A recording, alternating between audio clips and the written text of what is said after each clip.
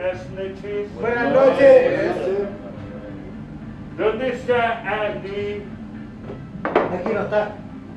No es el cazador. Vamos de nuevo. Hay un personaje que hace cazador. Si todos hacemos el mismo personaje, esta película sería una locura. Vamos entonces, repetimos. Espero que sea la última vez porque ya me están cansando. También. Buenas noches, huevón. ¿Dónde está Arduin? Y no está acá. ¿No lo vi? ¿Cómo no ha visto a Arduin?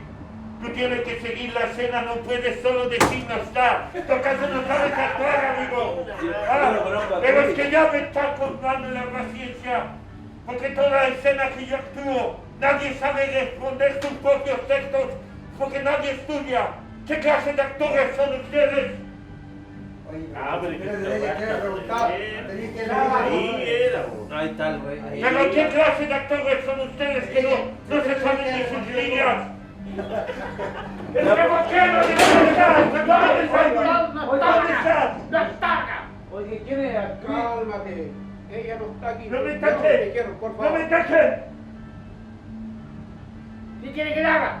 No estaba acá, no lo he visto. ¡No! ¡No está acá! ¿Dónde? ¡No! ¡No está acá! ¿Dónde está Arduin? ¡Juro que no está! ¡No está! ¡No me taches, no me taches! ¡No! ¡Está curado! ¿Qué te metí vos? ¡Acá no está! Te voy a preguntar solamente. No,